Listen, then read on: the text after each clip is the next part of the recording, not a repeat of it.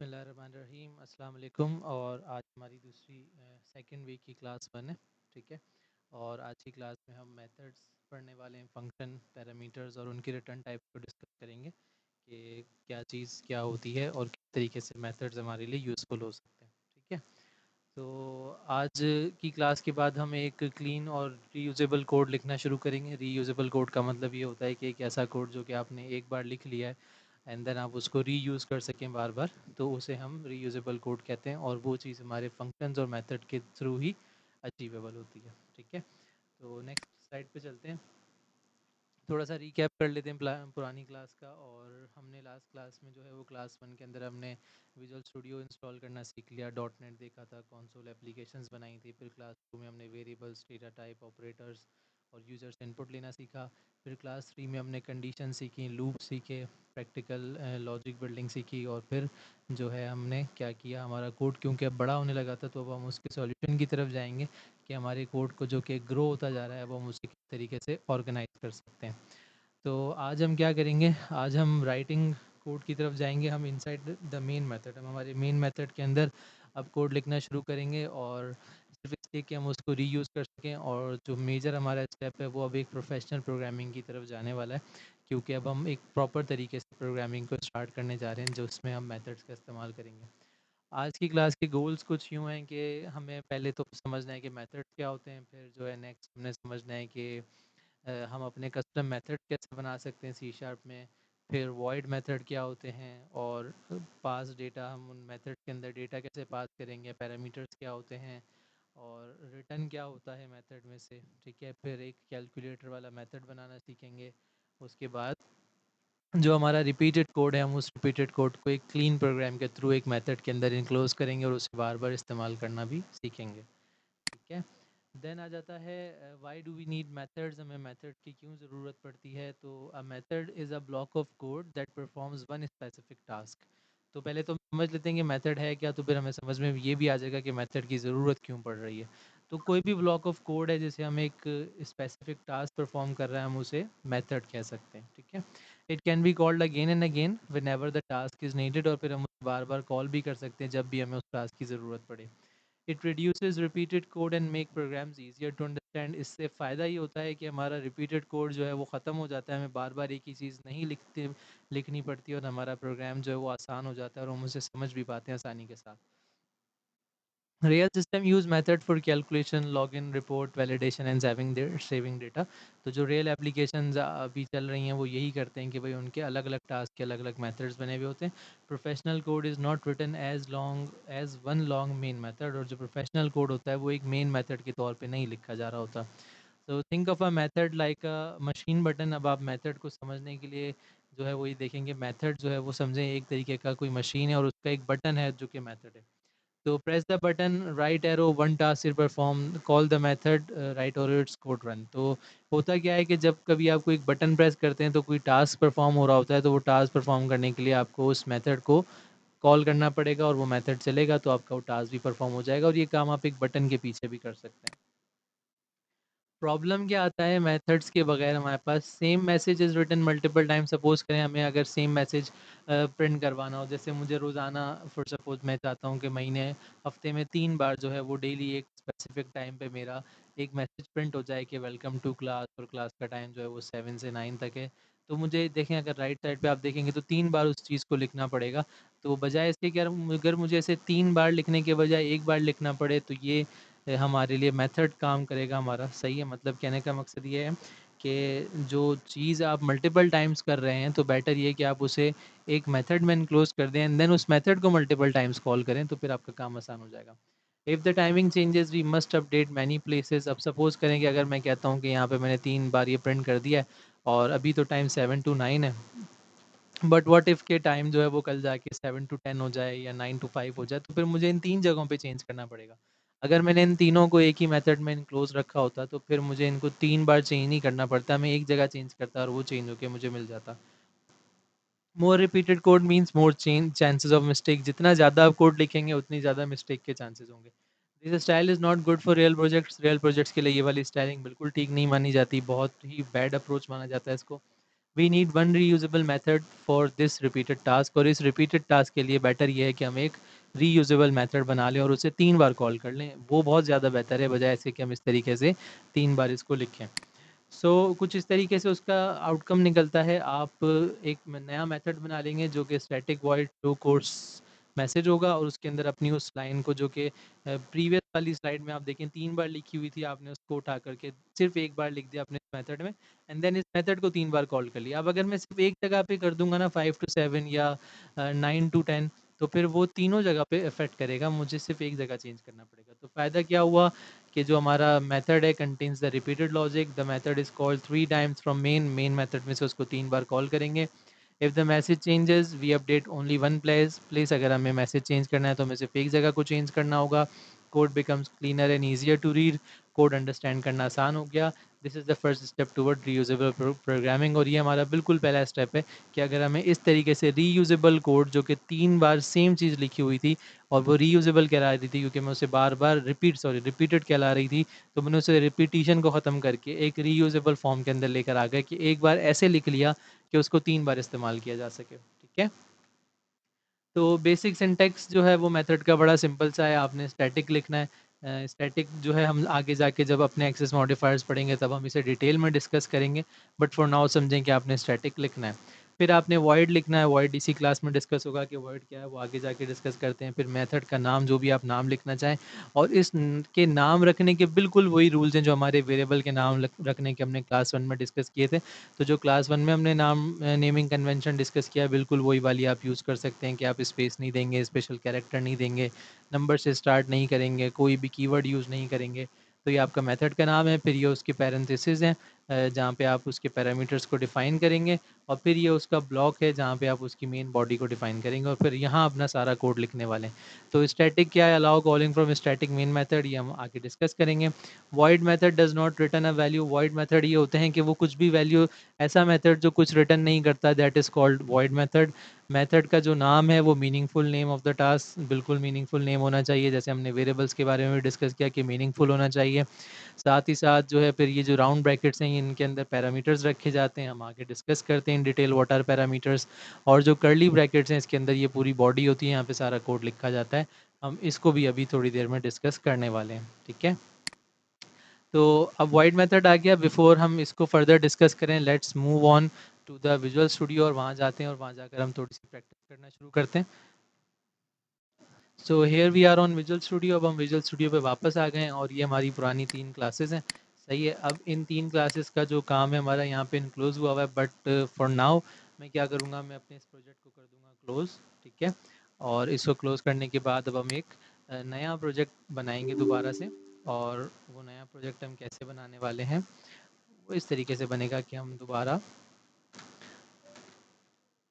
वापस जाएंगे और विजुअल स्टूडियो को ओपन करेंगे। सही है, और विजुअल स्टूडियो ओपन करने के बाद हम एक न्यू प्रोजेक्ट क्रिएट करेंगे अगेन।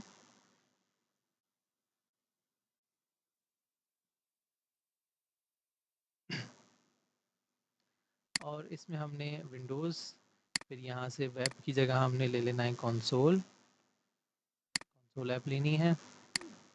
हम डॉट नेट फ्रेमवर्क पे जाएंगे, और रिसेंट में भी आ रहा होगा आपके पास, तो आप यहाँ से भी ले सकते हैं। नेक्स्ट करेंगे, और यहाँ से हम जाएंगे अपना,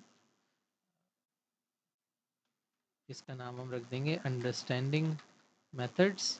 सही है जी। देन हमने नेक्स्ट करना है,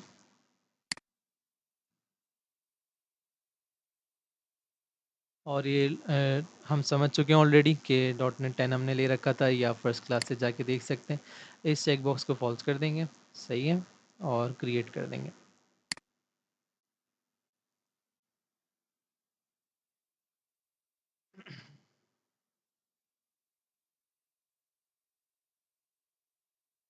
ठीक है, एक्चुअली मैंने गलती कर दी है, हमें चेक बॉक्स को ट्रू रखना था। So let's make it again,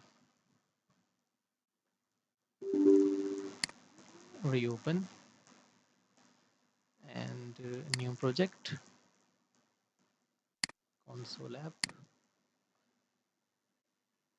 इसका नाम हम रख देंगे अंडरस्टैंडिंग अंडरस्कोर मेथड्स। सही है जी। नेक्स्ट करेंगे और इसको टिक करना था हमने, लास्ट टाइम हमने गलती से इसे अनचेक कर दिया था। एन क्रिएट, हमें ये यूज़ नहीं करना है बेसिकली, हमें जो टॉप लेवल स्टेटमेंट है उसको यूज़ नहीं करना है, हमें ये वाला व्यू चाहिए था ताकि हमें लिखा हुआ हमारा मेन मेथड नज़र आ रहा हो। अभी तक आप जितनी भी क्लास कर रहे थे उसमें टॉप लेवल स्टेटमेंट यूज़ हो गई थी जिस वजह से हमारा मेन मेथड नहीं आ रहा था, but as we now want to see the main method तो इस वजह से हमने इसको इस तरीके से किया। ठीक है, so now let's write a single method. सबसे पहले हम एक मेथड लिखते हैं और अब ये थोड़े से स्कोप समझ लीजिए, ये आपके नेम स्पेस का स्कोप है, ठीक है, ये आपके क्लास का स्कोप है और ये आपके एक मेथड का स्कोप है। सही है, तो ये जो जितना भी लिखा हुआ है ये वॉइड मेन, ये एक तरीके का ये एक मेथड है और अब हमने इस मेथड के बाहर काम करना है एंड देन उन मेथड को इस मेथड के अंदर कॉल करना है। सही है, क्योंकि ये तो आपका स्टार्टिंग पॉइंट है तो ये एज इट इज़ रहने वाला है, इसके साथ आप कुछ नहीं छेड़ने वाले फिलहाल। ठीक है, तो अब आप यहाँ पे नीचे जाएंगे और एक स्टैटिक मेथड बनाएंगे अपना, स्टैटिक वॉइड। वॉइड का मतलब वो कुछ रिटर्न नहीं करेगा, ठीक है, और इसका नाम होगा प्रिंट मैसेज और इसमें भी कोई पैरामीटर्स नहीं है, इसकी जो बॉडी है वो इस तरीके से ओपन होगी और इसमें हमने लिखना है console dot write line add, ये हमारा एक मैसेज आ गया। सही है, अब ये जो लाइट ग्रे हो रहा है बिल्कुल लाइट सा होता जा रहा है, इसका मतलब ये है कि ये मेथड कभी भी यूज़ नहीं हुआ और इसके ज़ीरो रेफरेंसेस का मतलब इसको अभी तक हमने कहीं भी कॉल नहीं किया, ये सिर्फ मेथड बना हुआ है but it is not used anywhere. तो अब हमने क्या करना है, हमने इस मेथड को पकड़ना है और यहाँ से ये लाइन हटा के हमने इस मेथड को यहाँ पे ऐसे लिखना है और दो ब्रैकेट लगा के इसे बंद कर देना है।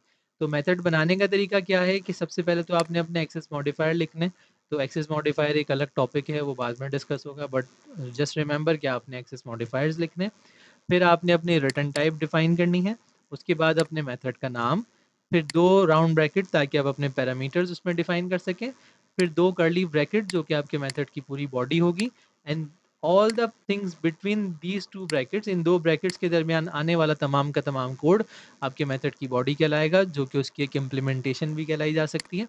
और इस मेथड में अब आप जो कुछ भी काम करेंगे वो काम आपका यहाँ पे चलना शुरू हो जाएगा। सो इसको चला के देखते हैं।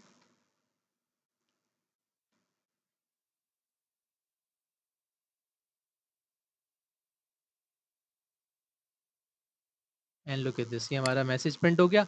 अब मुझे सिंपल क्या करना है, मुझे इस मेथड को मल्टीपल टाइम्स कॉल करना है, मुझे बार बार ये सारा टेक्स्ट नहीं लिखना। ठीक है, ये काम यूं भी हो सकता था, तब आप कहेंगे व्हाट इज द डिफरेंस, कि ऐसा क्या भी डिफरेंस आ गया आप ऐसे चार बार लिख लेते। तो this is called the bad approach, ये गलत अप्रोच कहलाती है क्योंकि आपने एक ही काम को दो चार बार किया है।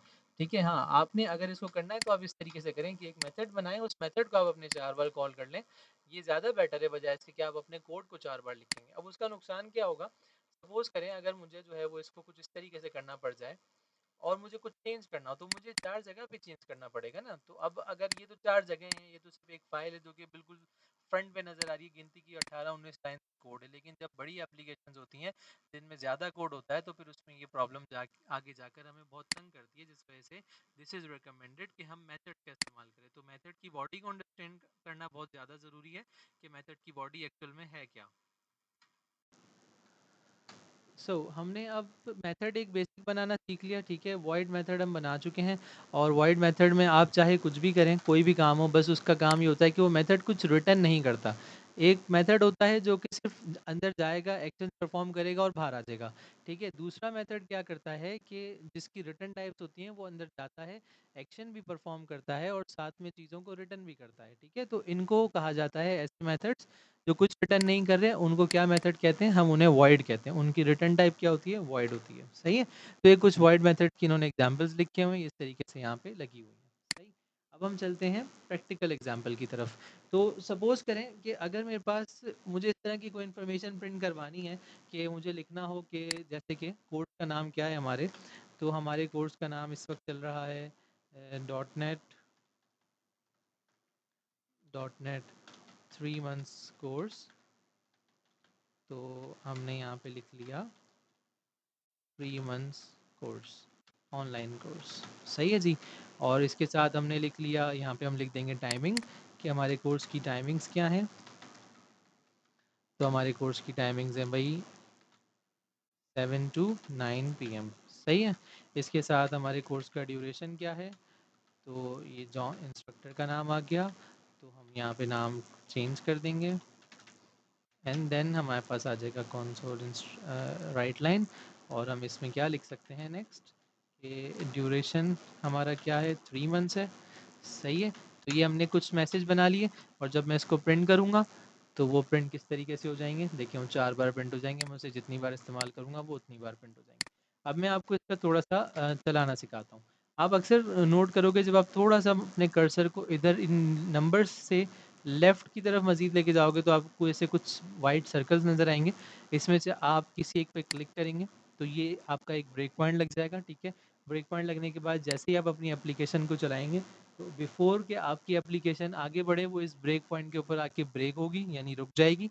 इस पॉइंट पे ब्रेक लगेगा, वो रुकेगी, एंड देन आप अपने इस बटन के थ्रू, जो कि आपका ये वाला बटन है, दिस वन स्टेप ओवर, तो आप इसे F10 प्रेस करेंगे, ठीक है। आप F10 भी कर सकते हैं या फिर ये बटन भी प्रेस कर सकते हैं।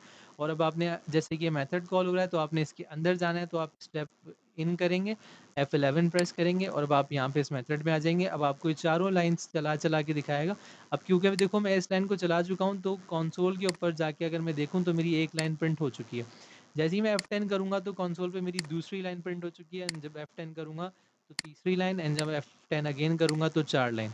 तो चारों चीज़ें मेरी एक एक करके प्रिंट हो गई। तो इसका मतलब ये हो रहा है कि मेरा कोड लाइन बाय लाइन चल रहा है, और उसका रनिंग ऑर्डर क्या है कि वो सबसे पहले जो है वो मेन मेथड में आता है। आफ्टर देन वो मेरा जो भी मेथड मैंने कॉल किया होता है वो उसके अंदर चला जाता है, एंड देन फिर सारे मेरे टेक्स्ट को जाके वो प्रिंट कर देगा एक एक करके, या जो भी मैं काम करवा रहा हूँ उन तमाम को वो प्रिंट करेगा। तो ये ब्रेक पॉइंट का फ़ायदा होता है। आप इसे ऐसे क्लिक करके लगा भी सकते हैं, और आप इसे ऐसे क्लिक करके हटा भी सकते हैं, ठीक है। F5 करेंगे तो आपका प्रोग्राम कंटिन्यू हो जाएगा, और सारे ब्रेक पॉइंट्स को छोड़ता वो आगे चला जाएगा। फिर अगर आगे फर्दर कोई ब्रेक पॉइंट होगा तो वो उस पे जाके रुकेगा। तो हमने एक छोटा सा एग्जाम्पल ये भी करके देख लिया, सही है। अब आ जाते हैं हम पैरामीटर्स की तरफ। पैरामीटर्स क्या होते हैं? अ parameter is a value receive by method. अब अक्सर मेथड क्या करेंगे, जो मैंने आपको बताया कि ये वाले जो राउंड ब्रैकेट्स हैं इसके अंदर जो भी हम पास करेंगे वो पैरामीटर होगा, ठीक है। अब बेसिकली होता क्या है कि सपोज़ करें आप एसी का अगर एक रिमोट चला रहे हैं, तो जब आप उस रिमोट के थ्रू उसका जो टेम्परेचर है वो इंक्रीज़ करना चाहते हैं, तो आप एक बटन प्रेस करते हैं, जो बटन एक कमांड देता है इंक्रीज़ या डिक्रीज़, ठीक है। तो वो जो इंक्रीज़ है वो समझे उस पैरामीटर के थ्रू, वो एक मेथड में पास हो रहा है पैरामीटर के थ्रू। फिर उस पैरामीटर की बेस के ऊपर मेथड डिसाइड करता है कि मुझे एसी का जो टेम्परेचर है वो इंक्रीज़ करना है या डिक्रीज़ करना है, ठीक है। और फिर वो उसके साथ एक्शन को परफॉर्म करता है। तो पैरामीटर क्या है? Value receive by a method. Method जब भी कोई वैल्यू रिसीव करेगा वो पैरामीटर के थ्रू करेगा। It allow the same method to work with different data. इससे क्या होता है कि एक मेथड डिफरेंट डेटा के साथ काम कर रहा होता है। विदाउट पैरामीटर वी में need separate method for every student. अगर मेथड हम नहीं बनाएंगे तो फिर हमें हर स्टूडेंट के लिए अलग अलग मेथड बनाना होगा। ये इस करंट एग्जाम्पल को देख के बता रहे हैं। With parameters one method can greet many students. और इसी एग्जाम्पल को देखते हुए बता रहे हैं कि एक पैरामीटर के थ्रू मल्टीपल स्टूडेंट्स को ग्रीट किया जा सकता है। Parameter data type and name are written inside the parenthesis. और फिर जो पैरामीटर की जो डेटा टाइप होती है और जो उनके नाम होते हैं वो पैरेंथेसिस के अंदर ही डिफाइन किए जाते हैं। So let me create a common method, और मैं इस मेथड को जो है, बल्कि इसी मेथड को मैं एनहांस कर लेता हूँ, और मैं यहाँ पे एक पैरामीटर का इजाफा करता हूँ स्ट्रिंग, और उसमें कर देता हूँ मैं स्टूडेंट नेम, ठीक है। और ये स्टूडेंट नेम मेरे पास यहाँ पे आ गया। अब मैंने यहाँ पे क्या करना है, कंसोल डॉट राइट लाइन, और इधर कहना है मैंने welcome to dot net 3 months online course, और मैंने ये वाला इस तरीके से रखना है, ठीक है। इसके बाद अब देखो क्या हो रहा है यहाँ पे, कि ये जो प्रिंट मैसेज है इसके अंदर क्या लगा हुआ है, स्ट्रिंग के। वो कह रहा है कि जो मेथड है वो एक्सपेक्ट कर रहा है कि उसे एक पैरामीटर पास किया जाए। लेकिन अगर आप देखो इसका जो एक रेफरेंस है, और मैं जब उस रेफरेंस पे जाता हूँ जो कि बिल्कुल ऊपर ही है इसके, ये वाला, इसके अंदर मैंने कोई पैरामीटर पास नहीं किया हुआ। जब हमने पैरामीटर पास नहीं किया हुआ तो क्या एरर आ रहा है हमारे पास, कि there is no argument given that corresponds to the required parameter student name.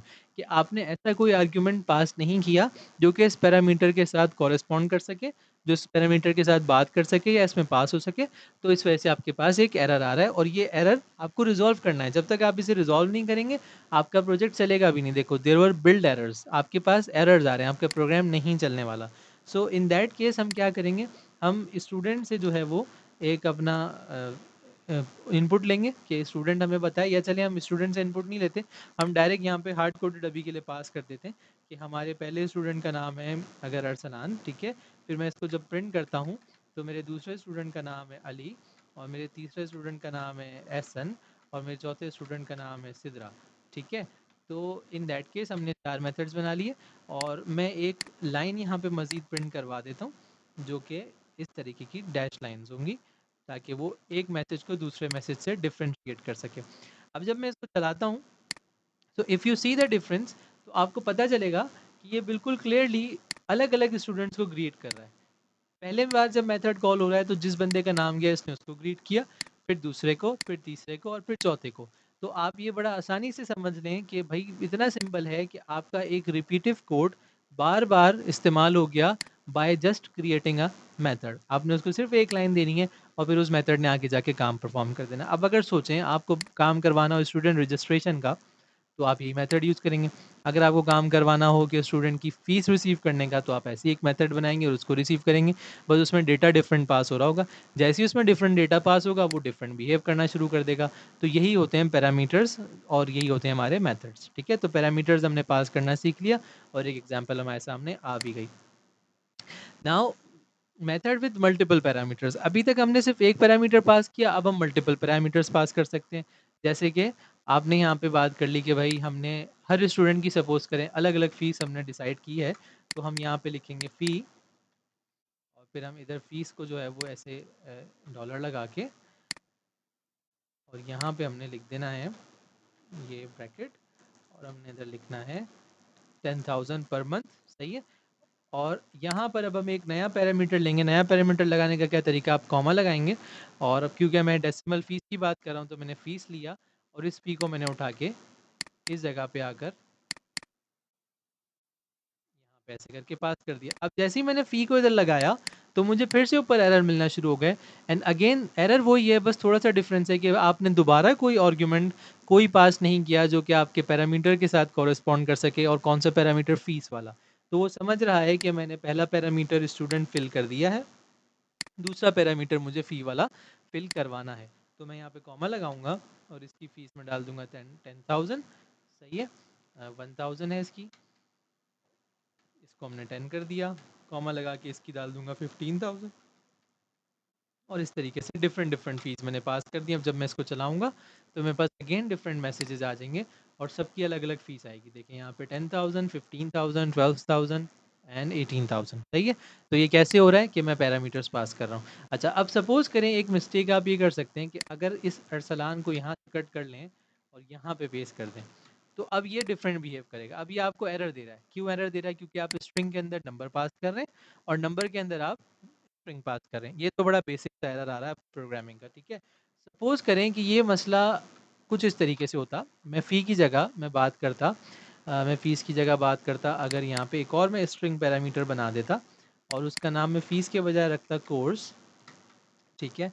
और कोर्स जो है वो मेरा हो जाता है यहाँ पे फ़ी मैंने कर दी, भाई सबकी फ़ीस हो है 10,000 होगी, सही है, किसी को डिस्काउंट नहीं मिला, 10,000 यहाँ कर दिया। और ये जो कोर्स का नेम है ना, इस वाले पार्ट को मैंने उठा के कोर्स के अंदर डिफाइन कर दिया, सही है। तो ये मेरा कोर्स आ गया। अब ये मैं सारे नंबर्स हटाऊंगा और मैं यहाँ पे कोर्सेज पास करूँगा।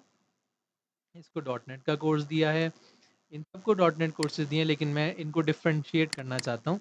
तो इसे डॉट नेट दिया है ना, इसे हम कर देते हैं PHP, सही है।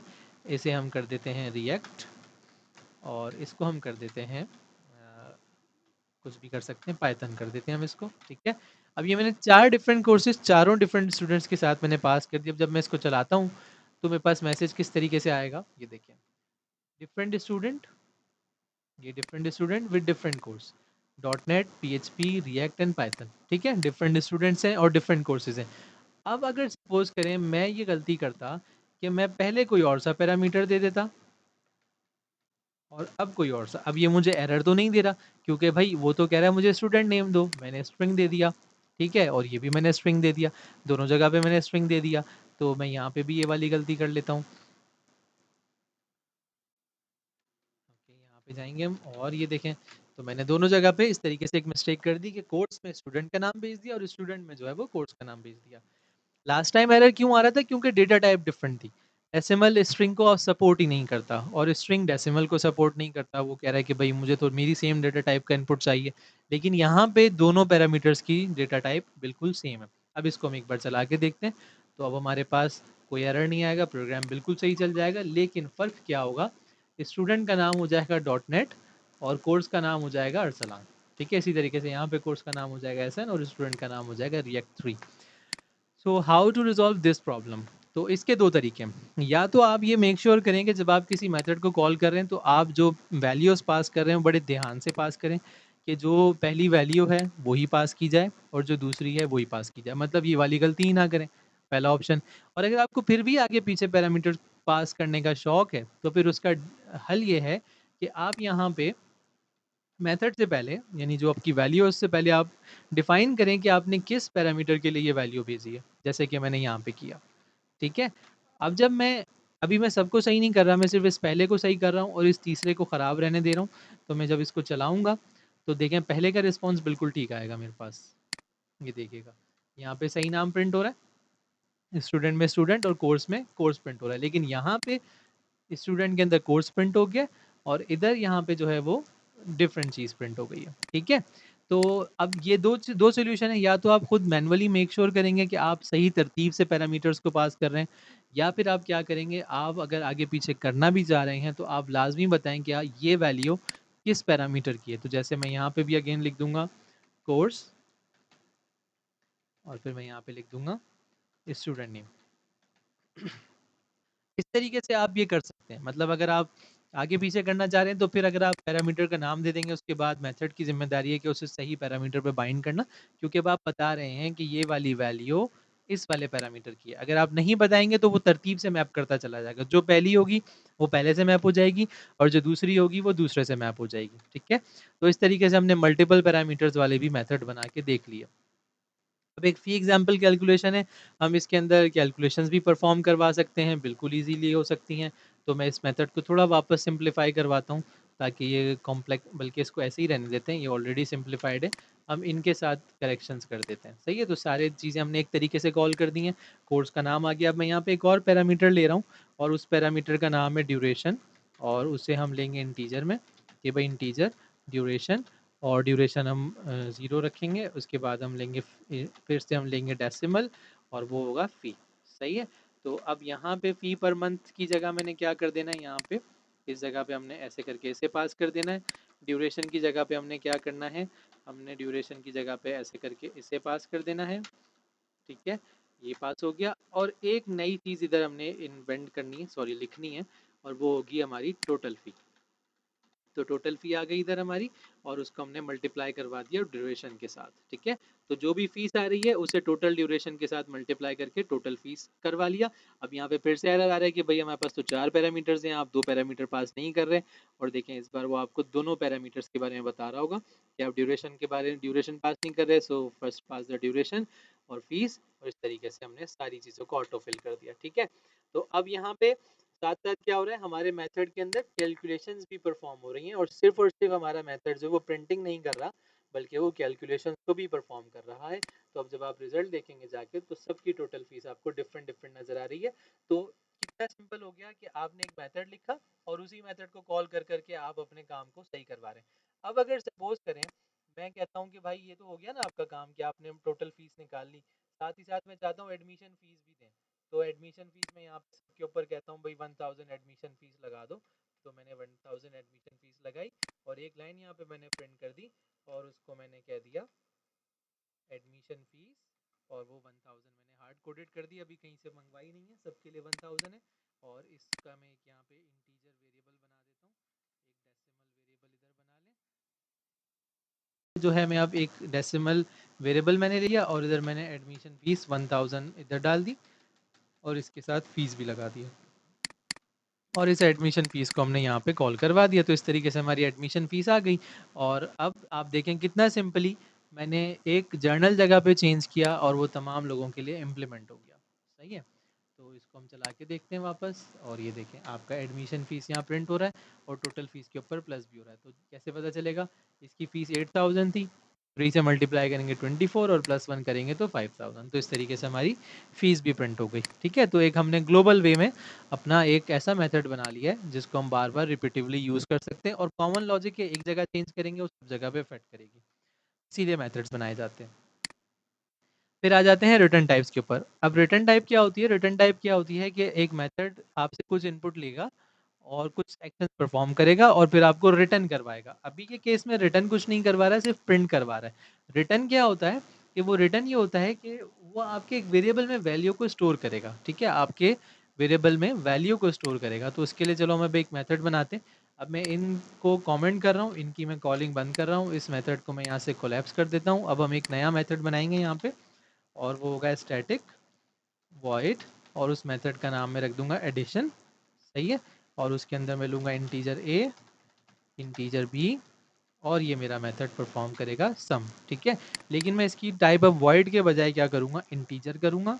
ठीक है, और अब मैं यहाँ पे देखो, जब भी एक बात याद रखना, जब भी आप रिटर्न टाइप लिखोगे तो आपको ये रिटर्न करवाना ज़रूरी है। अगर आप ये रिटर्न नहीं लिख रहे ना, जैसे मैं सपोज अगर सिर्फ इतना लिख दूँ कि var c is equal to A plus B, के ए में जो भी आया उसको बी के साथ प्लस करके सी में रख दिया।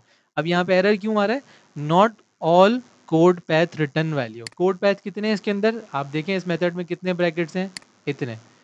तो आपका ये वाला कोड पैथ को लाजमी है कि वो वैल्यू को रिटर्न करे। तो वैल्यू रिटर्न करवाने के लिए आपको रिटर्न लिखकर उस वैल्यू को भेजना पड़ेगा। तो कैसे भेजेंगे आप? रिटर्न ए प्लस बी।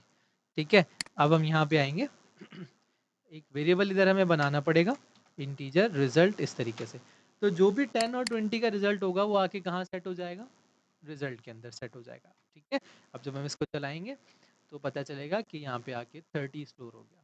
ये देख रहे हैं? अब मैं आपको ये ब्रेक पॉइंट के साथ चला के दिखाता हूँ। ये देखिए, इसको मैं रन करता हूँ और F10 करता हूँ मैं इसको आगे। सही है,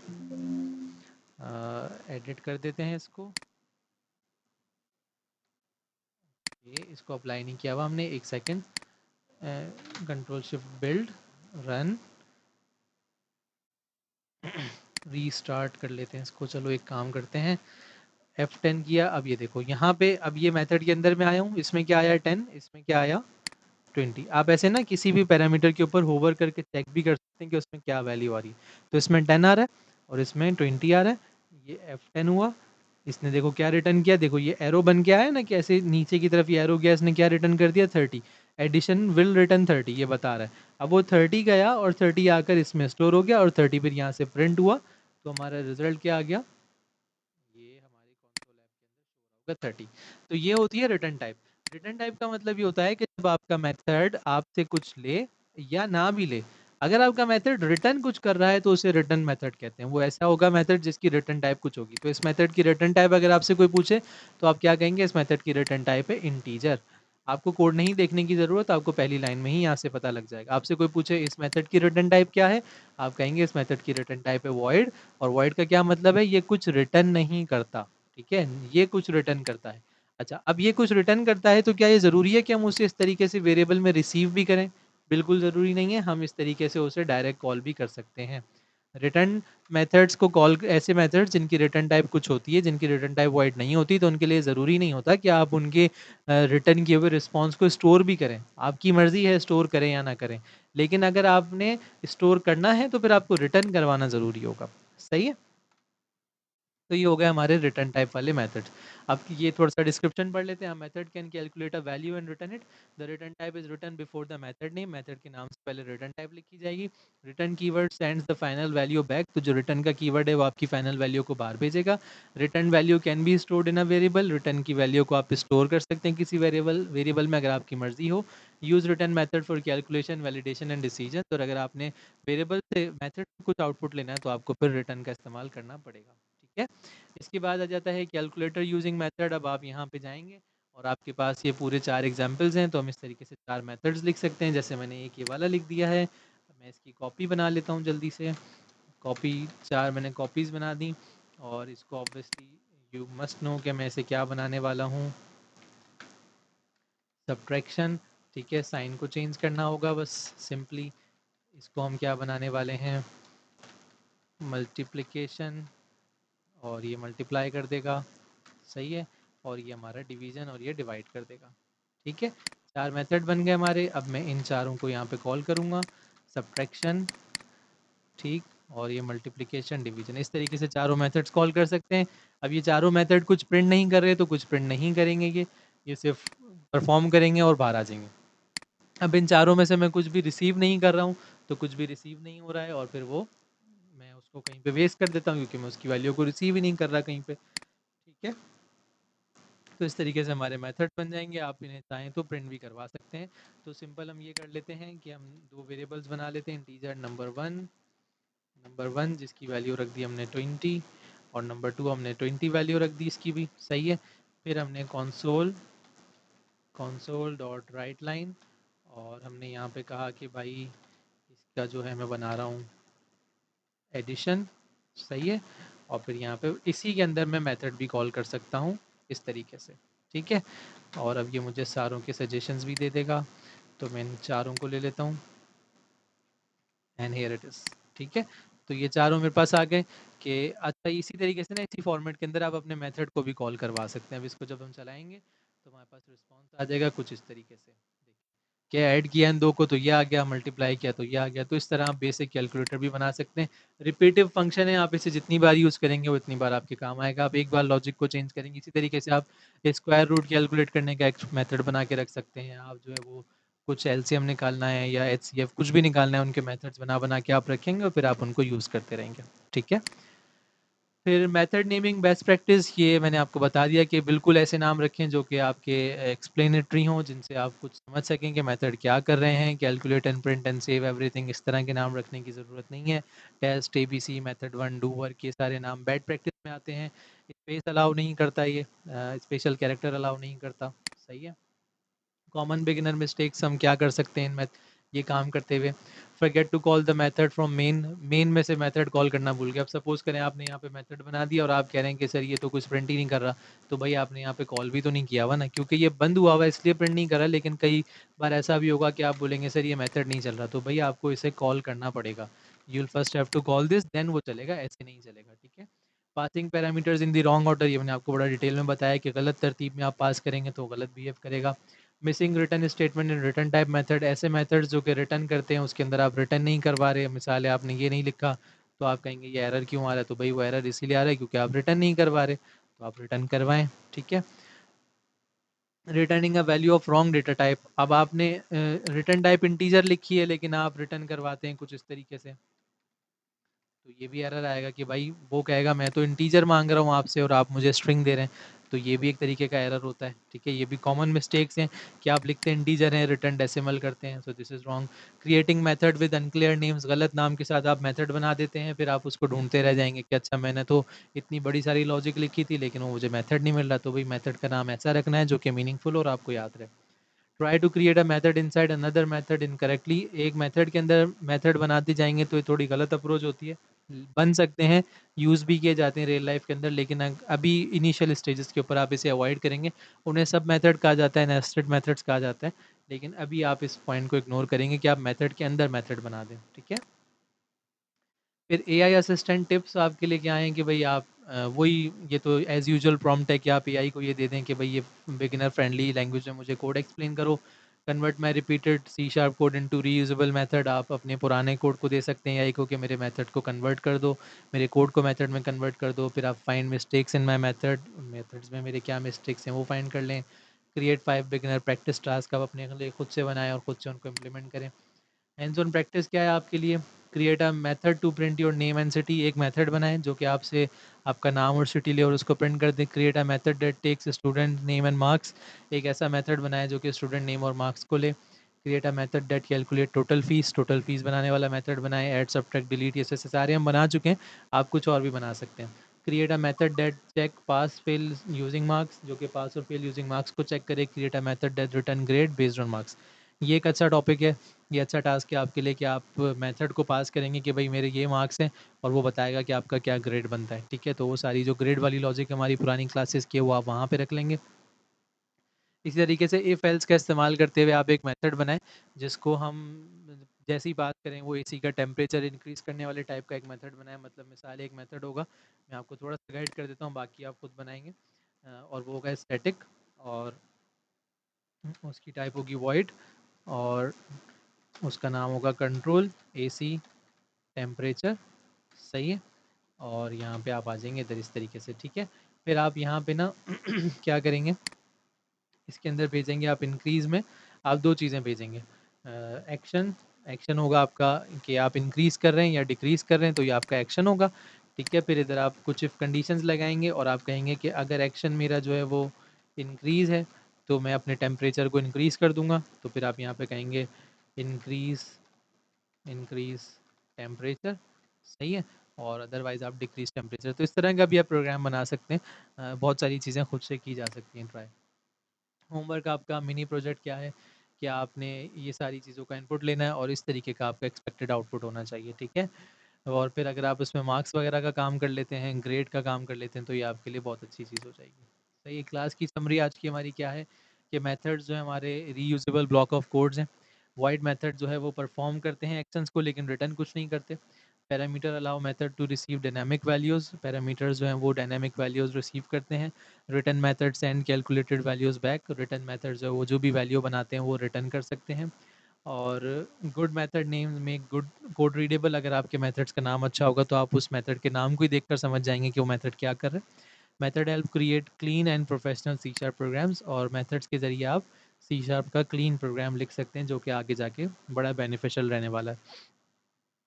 तो नेक्स्ट टॉपिक्स जो होंगे हमारे वो इसी तरीके के एरे वगैरह होंगे, लेकिन अभी नेक्स्ट क्लास में हम मेथड्स को मज़ीद इन डिटेल फोकस करेंगे, कुछ बड़े और कॉम्प्लेक्स मेथड्स बनाने की कोशिश करेंगे, ठीक है, ताकि हम उसके साथ अच्छे तरीके से यूज़ टू हो सकें। सही। और मैं कुछ टास्क निकाल के आप लोगों को भेज दूंगा, तो फिर आप उनको भी परफॉर्म करके मुझे बताएंगे कि वो आपने कैसा कर लिया। Till then thank you very much. अल्लाह हाफिज़।